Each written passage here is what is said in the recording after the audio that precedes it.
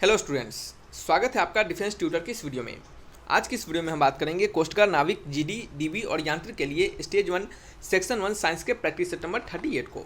इससे पहले हमने आपके लिए 37 और भी प्रैक्टिस सेट्स को दिया है, तो जिन लोगों ने उन प्रैक्टिस सेट्स को नहीं देखा है तो प्लेलिस्ट से जाकर आप देख सकते हैं। इस वीडियो के पीडीएफ को डाउनलोड करने के लिए डिस्क्रिप्शन बॉक्स में लिंक दिए जाएंगे, उस लिंक पर क्लिक करके पीडीएफ को डाउनलोड कर सकते हैं।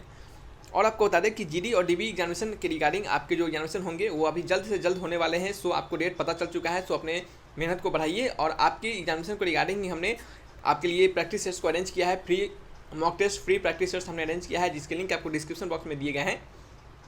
आप उस लिंक पर क्लिक करके फ्री में जीडी और डीबी दोनों के मॉक टेस्ट को अटैम्प्ट कर सकते हैं, ठीक है। तो वो आपके लिए इंपॉर्टेंट है, सो उसे जाकर आप जरूर अटैम्प्ट कीजिएगा, ठीक है। तो आइए बढ़ते हैं वीडियो लेक्चर्स की ओर। और आपको बता दें कि प्लीज़ बच्चे वीडियो आपको देख रहे हैं तो टेलीग्राम चैनल को भी ज्वाइन कर लीजिएगा, क्योंकि टेलीग्राम चैनल पे आपको पीडीएफ की लिंक के साथ साथ आपको जो भी लेटेस्ट अपडेट्स होते हैं आपके एग्जामिनेशन के रिगार्डिंग वो भी आपको वहाँ पे दिए जाते हैं। तो वो आपके लिए बहुत ही इंपॉर्टेंट है, तो सो आप उसे जरूर ज्वाइन करें। तो बढ़ते हैं क्वेश्चन नंबर 1 की ओर। यहाँ पर देखिए क्वेश्चन में लिखा गया है कि in a refrigerator what produce the cooling, ठीक है। कहा जा रहा है कि रेफ्रिजरेटर में यानी आपके फ्रिज में क्या आपका कूलिंग प्रोड्यूस करता है, ठीक है। तो लिखा जा रहा है कि यहाँ पे the ice which deposit on the freezer, यानी वह बर्फ जो फ्रीजर में जमा होता है वह कूलिंग प्रोड्यूस करता है, या फिर एक संपीड़ित गैस का अचानक विस्तार होना यानी एक्सपैंड होना, कंप्रेस होना, वो आपका कूलिंग प्रोड्यूस करता है, या फिर इवोपोरेशन ऑफ वोलेटाइल लिक्विड यानी आपके वोलेटाइल लिक्विड का इवोपरेट हो जाना वो आपका कूलिंग प्रोड्यूस करता है। तो इनमें से कौन सा आंसर है?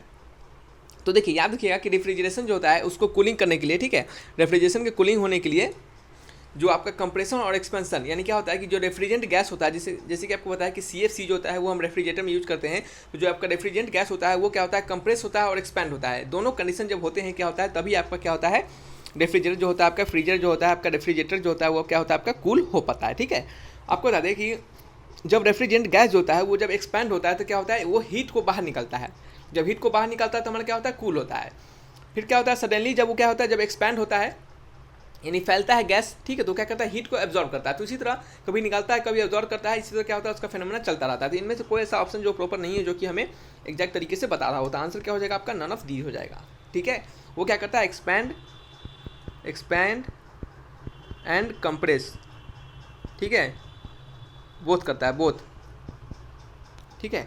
नेक्स्ट क्वेश्चन आपका क्वेश्चन नंबर 2 में पढ़िएगा क्या लिखा गया है। यहाँ लिखा गया है कि why we are able to hear short wave broadcast better than the long wave broadcast. क्यों हम शॉर्ट वेव ब्रॉडकास्ट जो होते हैं उन्हें हम क्या करते हैं, आसानी से सुन पाते हैं लॉन्ग वेव ब्रॉडकास्ट के अपेक्षा में, ठीक है। तो आपको पता होना चाहिए कि शॉर्ट वेव जो ब्रॉडकास्ट होते हैं उसमें क्या होते हैं, उसके पास मोर एनर्जी होते हैं लॉन्ग वेव्स के कारण। तो इसका आंसर होगा आपका ऑप्शन नंबर बी, यानी शॉर्ट वेव्स है more energetic than the long waves. आपका जो शॉर्ट वेव होता है, इससे भी क्वेश्चन बन सकते हैं कि शॉर्ट वेव जो होता है वो कहाँ कहाँ यूज किया जाता है। तो शॉर्ट वेव का जो यूज होता है ये आपका रेडियो फ्रीक्वेंसी में यूज किया जाता है, आपका ब्रॉडकास्टिंग के लिए, कोई भी म्यूजिक या फिर कोई भी आपके सिनेमा जो होता है उसमें भी ब्रॉडकास्टिंग के लिए हम क्या करते हैं, इसका यूज करते हैं, ठीक है। और लॉन्ग वेव का जो यूज होता है वो क्या होता है, रिमोट एरिया में होता है। रिमोट एरिया में होता है जहाँ की वायर कम्युनिकेशन नहीं होते हैं या फिर जहाँ पे रेडियोस नहीं होते हैं, तो वहाँ पे क्या करते हैं हम लॉन्ग वेव का ब्रॉडकास्टिंग करते हैं, ठीक है, लॉन्ग वेव का यूज करते हैं।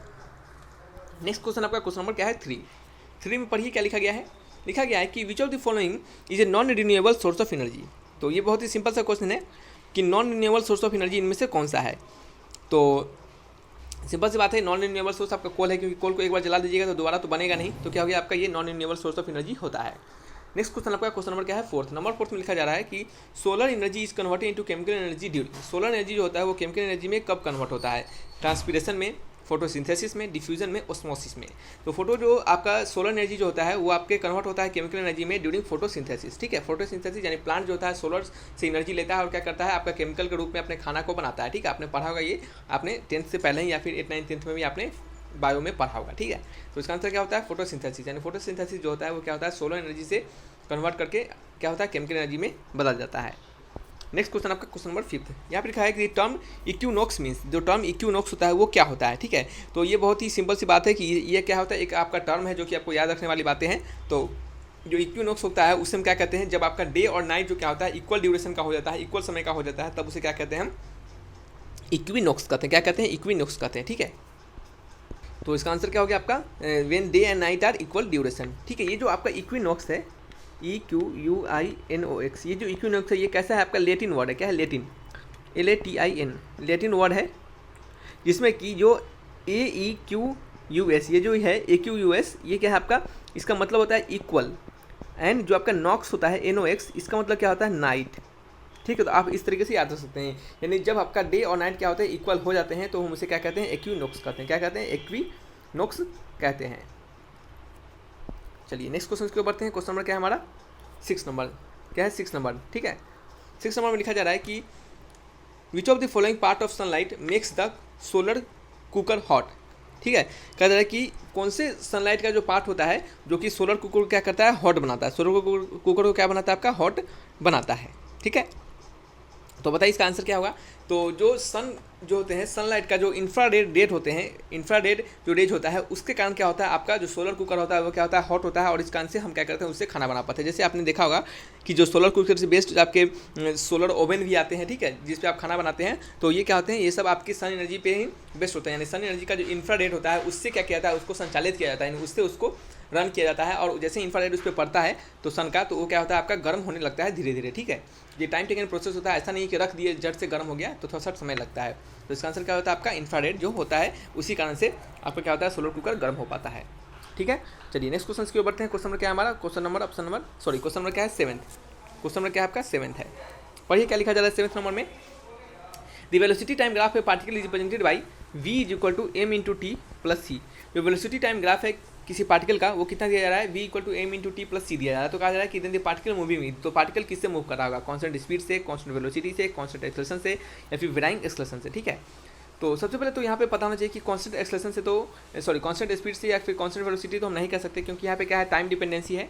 ठीक है, टाइम डिपेंडेंसी तो क्या हो रहा है आपका बढ़ रहा होगा। ठीक है, बढ़ रहा होगा आगे तरफ या फिर जैसा क्वेश्चन जैसा आपका ग्राफ बनेगा उसका उस तरीके से हम कह सकते हैं कि ये बढ़ रहा है फिर घट रहा है, एम का जैसा वैल्यू होगा उसके अनुसार। ठीक है, तो हम यहाँ पे एक्सेलरेशन के बारे में जरूर बता सकते हैं। कैसे, क्योंकि ए इक्वल टू होता है dv/dt, यानी हम क्या करें v को t के रिस्पेक्ट में डिफरेंशिएट कर दे और देखिए कि हमें क्या वैल्यू मिलता है। तो v को जब हम t के रिस्पेक्ट में डिफरेंशिएट करेंगे तो c का तो 0 हो जाएगा और m इंटू टी का क्या हो जाएगा m हो जाएगा। तो यहाँ पे हमें दिख रहा है कि a इक्वल टू m है और ये कैसा है आपका ये कांस्टेंट है। m क्या है आपका कांस्टेंट क्वांटिटी है। तो हम यहाँ पे कह सकते हैं कि आपका ये जो वेलोसिटी टाइम ग्राफ है mx या फिर mt प्लस सी वो क्या है आपका इसका एक्सेलरेशन क्या है आपका कांस्टेंट है, तो कांस्टेंट एक्सेलरेशन से मूव कर रहा होगा। ठीक है, आप अगर इतना भी आपको नहीं समझ में आता तो आपको इतना जरूर पता होगा, आपने पढ़ा होगा कंसेप्ट अगर आपको याद होगा तो उसके अनुसार ये वेलोसिटी टाइम ग्राफ जो होता है अगर आपका स्ट्रेट लाइन होता है तो कांस्टेंट का इसका एक्सेलरेशन क्या होता है आपका कांस्टेंट एक्सेलरेशन होता है। क्या होता है कांस्टेंट एक्सेलरेशन होता है। ठीक है, नेक्स्ट क्वेश्चन आपका क्वेश्चन नंबर क्या है 8th। क्या है नंबर 8th है। तो 8th नंबर में बताइए क्या लिखा गया है। 8th नंबर में लिखा गया है कि which of the following awkward first, इनमें से कौन सा जो है वो फर्स्ट यानी पहली बार ऑकर हुआ। ठीक है, सबसे पहले बार ऑकर हुआ।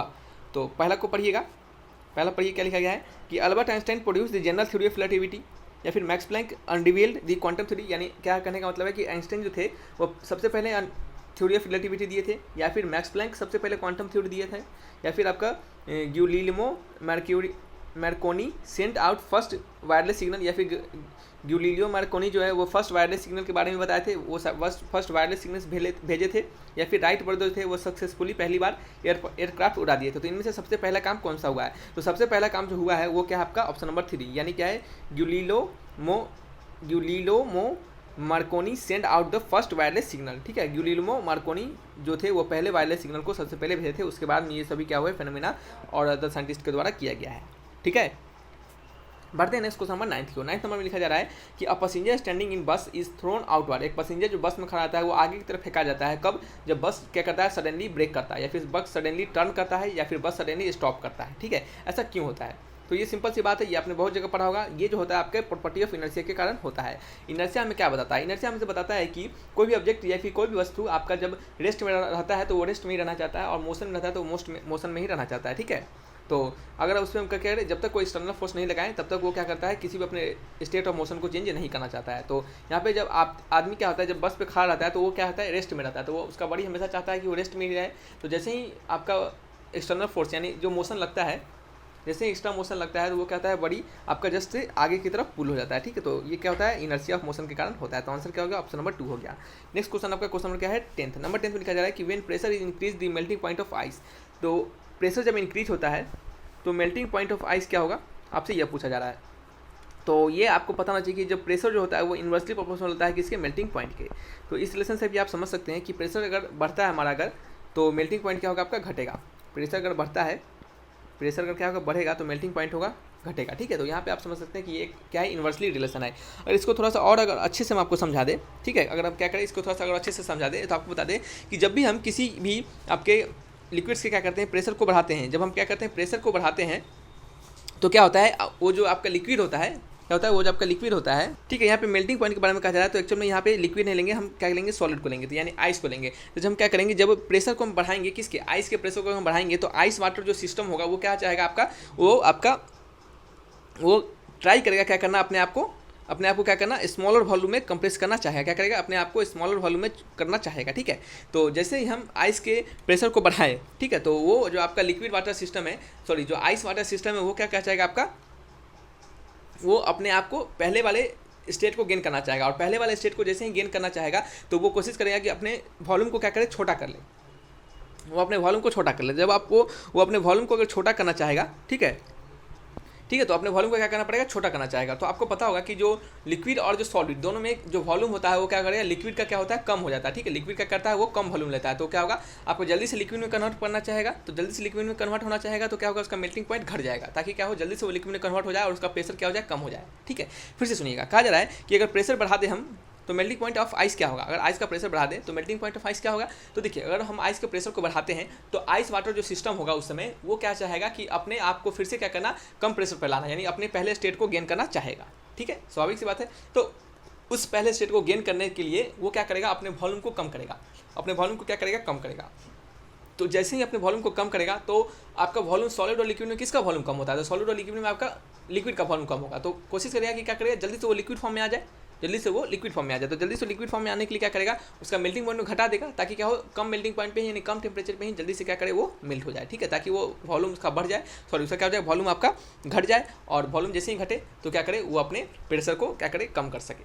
ठीक है, तो इसका आंसर ये भी होगा, इस तरीके से भी आप इसको समझ सकते हैं। तो क्या होगा आपका, इसका ऑप्शन नंबर क्या होगा, 3 इज द करेक्ट आंसर। या आपको यह रीजन याद रहे तभी ठीक है, नहीं याद रहे तो सिंपल समझिए कि प्रेशर जो होता है इन्वर्सली प्रोपोर्शनल होता है मेल्टिंग पॉइंट के, मेल्टिंग पॉइंट बढ़ता है, प्रेशर घटता है, प्रेशर बढ़ता है, मेल्टिंग पॉइंट घटता है। ठीक है, तो चलिए इस वीडियो को रखते हैं यहीं पे। ये क्या थे आपके लिए आज के 10 इंपॉर्टेंट क्वेश्चन थे। किसी प्रकार का डाउट होगा तो कमेंट बॉक्स में लिखिएगा। तो नेक्स्ट फिर मिलेंगे नेक्स्ट वीडियो में, तब तक के लिए बाय बाय।